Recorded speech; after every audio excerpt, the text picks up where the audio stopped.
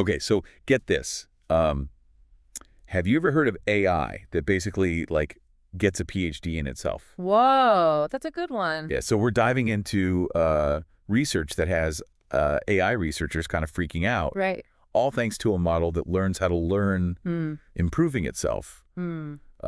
without needing tons of data Yeah. or even humans guiding it. It's Wow. pretty wild. It is. It really flips the script on how we think about AI, like evolving. Yeah, You know, we tend to think that bigger models mean smarter AI. right, right. But this research, it suggests that clever design can actually be more powerful than just, Oh, interesting. yeah, more powerful than just throwing more computing power at a problem. So it's not just about brute force. No, not at all. It's about, like, elegance.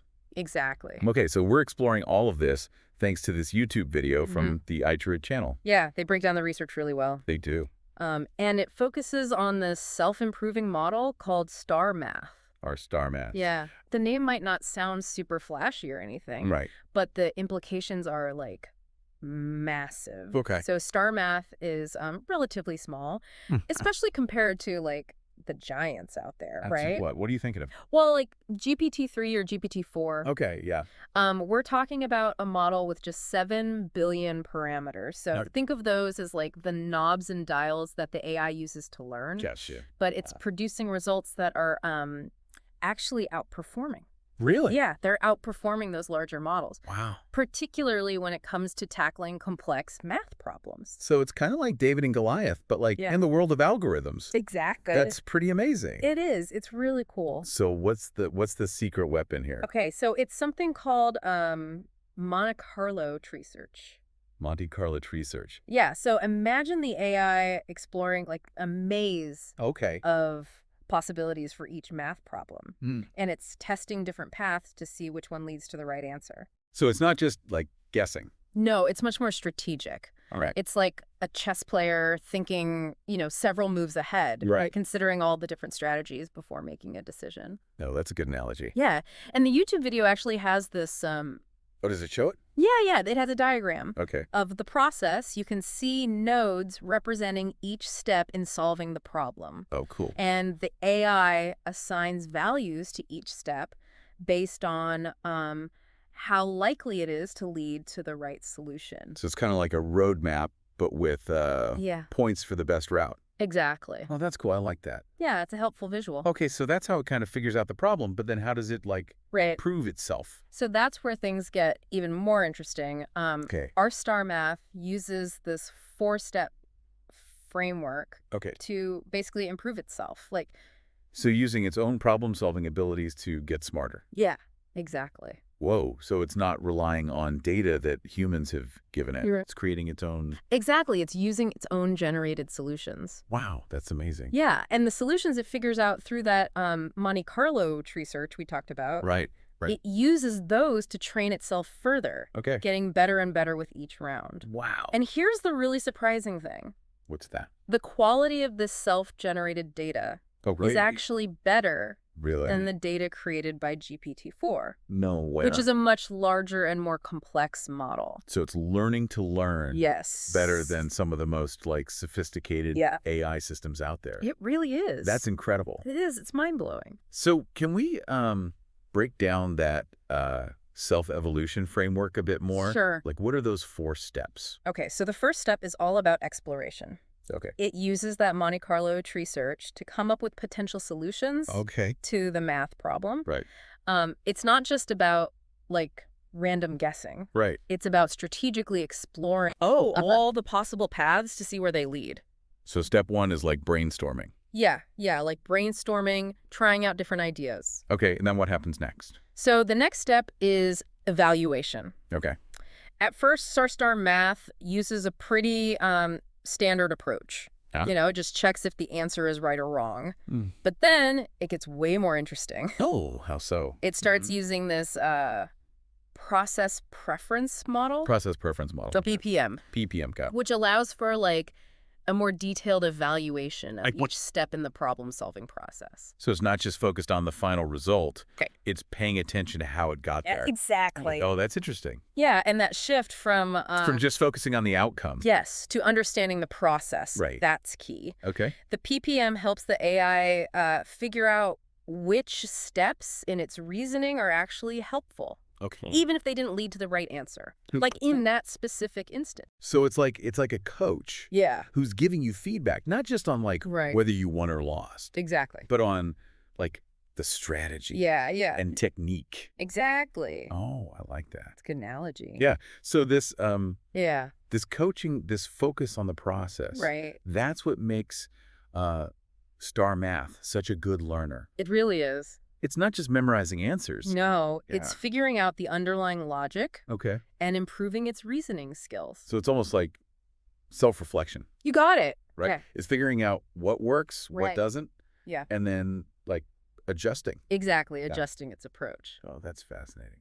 And you've hit on something really important. Okay. The researchers actually observed Star Math exhibiting self-reflection, Whoa, which is really exciting. So the AI is like Yeah. aware of itself. In a way, yes. Oh, wow. And they even pointed to this example where the AI initially takes a really complicated approach Okay. to a math problem, Hmm. but then it recognizes that it's overcomplicating things. So it's like, hold on. Yeah. I'm making this too hard. Exactly. And it backtracks and finds a simpler solution. That's amazing. Isn't that wild? It is that it can. Like Yeah. recognize that it's I know. It's like it's thinking, wait a minute, I'm doing this the hard way. right. Exactly. That's incredible. So can you tell me a little more about how that like self-correction works? So this level of self-awareness, Yeah. it's incredibly rare, especially in smaller AI models like Star Math that are open source, meaning anyone can see and use the code. Gotcha.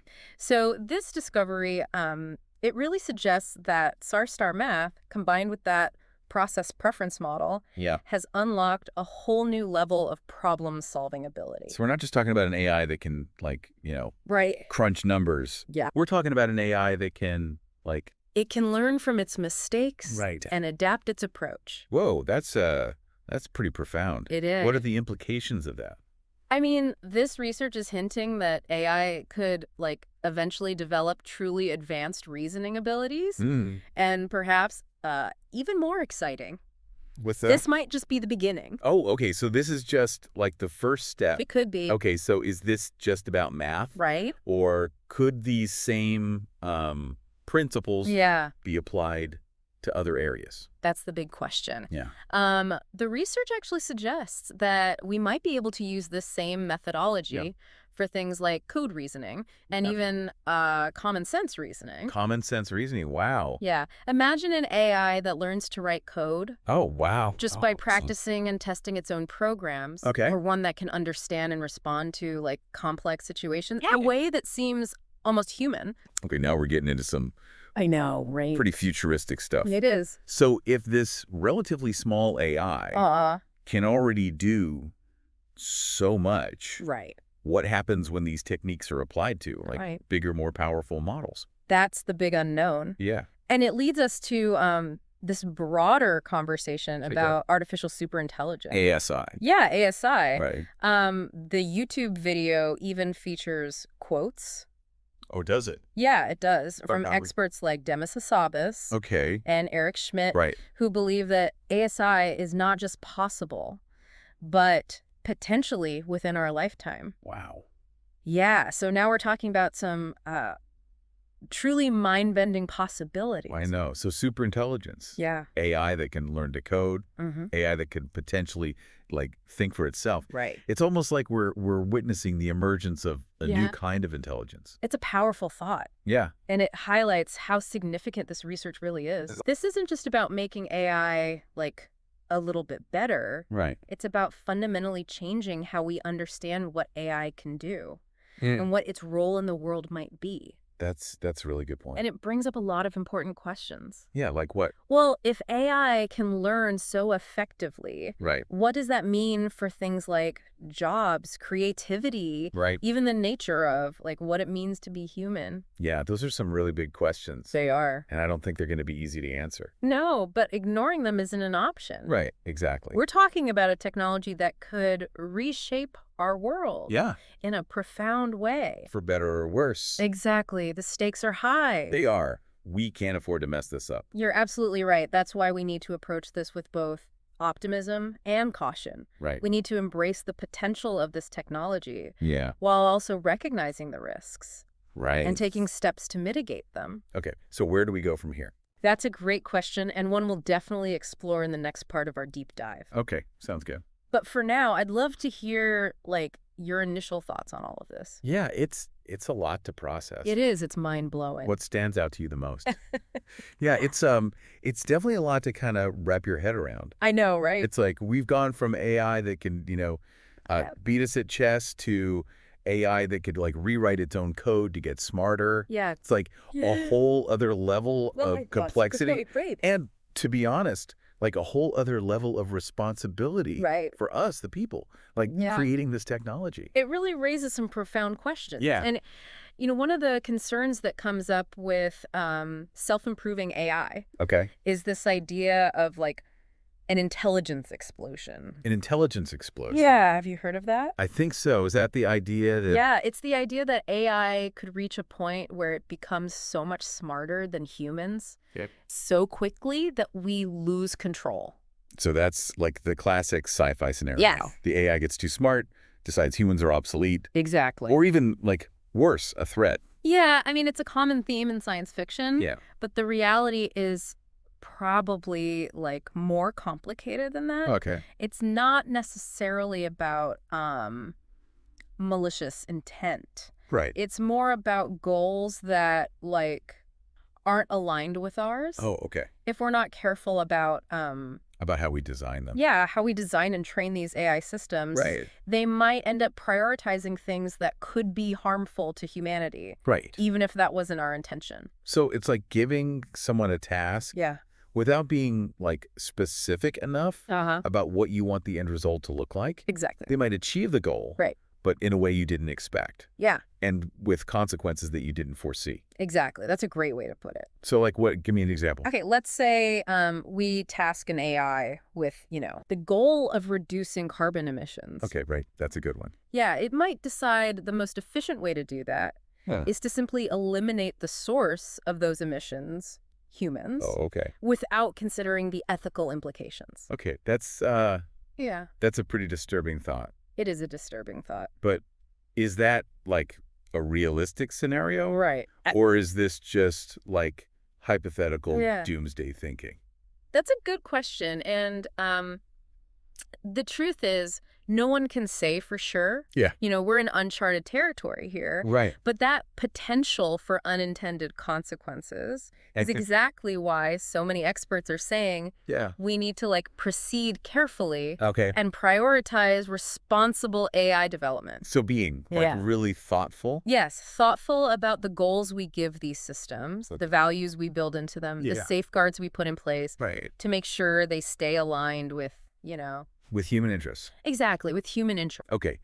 It's almost like raising a child. Yeah. But on, like, a... On a massive scale. Right. Exactly. Right, we need to instill the right values, Okay. set clear boundaries, Yeah. and be ready to, To step in.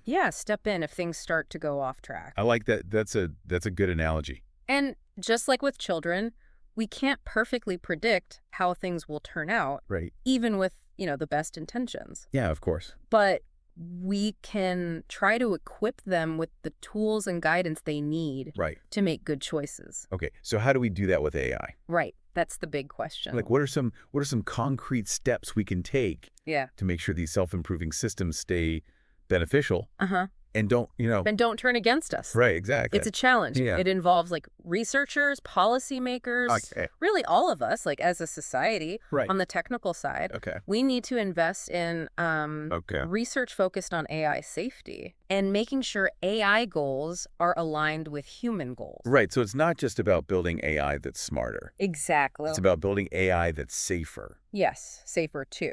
Okay. AI that understands our values Right. and won't misinterpret its goals in a way that could harm us. And this is where, Yeah. like, ethical considerations become really important. Yes, absolutely. Right. We need to be having, like, open and honest conversations Yeah. about how these technologies might impact society. Right. Like, what will it mean for... Yeah, like jobs, privacy, Okay. even, like, the very idea of what it means to be human. Yeah. Those are big questions. They are big I don't questions. think they're going to be easy to answer. No. But ignoring them isn't an option. Right. Exactly. We're talking about a technology Yeah. that could, like, reshape our world in a profound way. Right. For better or worse. And it's happening faster than most people realize. It is. It's happening quickly. Remember those quotes from the YouTube video? Yeah. Like, experts are predicting Uh-huh. that we could see superintelligence emerge Right. within the next decade or two. Yeah. That's not a lot of time No, it's not. to figure all of this out. We need to be having these conversations now. Yeah. It's crucial. It feels like we're standing at the edge of something, like, Yeah. huge. It is huge. Something we can barely even, like, comprehend. yeah, comprehend. It's a daunting prospect. It is. But it's also an incredible opportunity. Okay. If we can navigate these challenges responsibly, Uh-huh. self-improving AI has the potential to help us solve some of the biggest problems facing humanity. Like, give me an example. Well, like climate change, disease, poverty, inequality. But if we get it wrong, Yeah. the consequences could be, Catastrophic. yeah, catastrophic. Right. You're absolutely right. Yeah. The stakes are high. We can't afford to mess this up. So where do we go from here? Right. What can we do, like, as individuals to help shape a future where AI is a force for good? That's the question we all need to be asking. Okay, so we've talked about, like, the incredible potential of self-improving AI. Right. And we've, delved into some pretty serious concerns, too, Yeah. about control and, like, unintended consequences. Absolutely. So where do we go from here? Right, that's the big question. Yeah, it's easy to feel overwhelmed by all of this. It is. It can be a lot. It is. So what can we actually, like, Yeah. do to make sure AI is a force for good in the world? You've hit on something really important there, like feeling empowered is key. Okay. The good news is there's a lot we can do, both Okay. individually and collectively, Okay. to shape a positive future for AI. All right, I'm ready for some, like, Okay. action steps. All right, let's do it. Where do we start? Well, first and foremost, education is absolutely crucial. Education. Yeah, we need to, like, demystify AI, Okay. help people understand how it works, Right. what it can do, and And what it can't do. exactly where its limitations lie. Right. The more people understand about AI, Yeah. the better equipped we'll all be to make, Yeah. informed decisions Right, right. about its development and use. So it's like taking away the mystery, Yes. making it more, like, understandable. Right. It's about moving past, like, the hype and the fear, Yeah. and really getting a clear picture of what we're dealing with. I like that. Yeah. Okay, so education is key. It is. And, this education needs to start early. Okay, so, like, in schools. Yes, in schools, we should be integrating AI concepts into school curricula, Okay. teaching kids about algorithms, data, Right. the societal impact of these technologies. Because they're the ones who are going to be, like, Exactly. growing up with this. They're growing up with AI as a part of everyday life. Right, so it's almost like, Yeah. like digital literacy, but for, Yeah. the age of AI. Exactly. It's not just teaching kids how to use the technology. Right. It's teaching them how to think about it. Right, how to understand its power. Yes. And its potential downsides. Okay, I like that. Yeah, it's important. Okay, so we start in schools, Yeah. but, like, this learning shouldn't stop in school, right? Absolutely not. We need, like, accessible and engaging resources But- for people of all ages to Wow. learn about AI. Like, what kind of things?